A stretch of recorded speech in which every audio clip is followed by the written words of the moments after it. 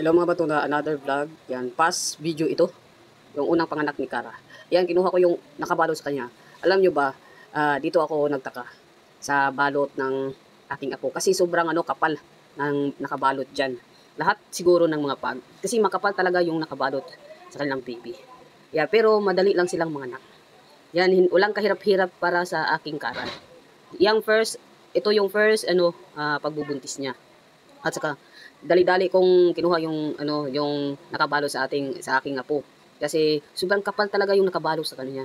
Sa dami kong pinapanganak, may una kasi dito kay Akara kasi ito yung first time niya. Hindi naman makapal masyado yung nakabalot sa kanila. Kaya ito lang talaga kaibahan. Pag manganak kasi ang pag, minsan nakatayo, kaya dapat talaga bantayan nyo.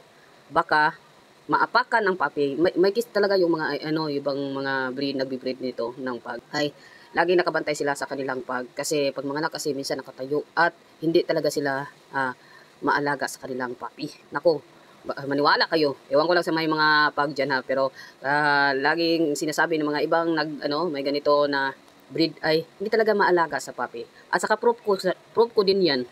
Kung bago panganak itong si Kara, nako, masilan talaga. Lalo na pag pagpadide. Nako, mag-release link muna kayo bago magpadede. Kasi sobrang likot talaga.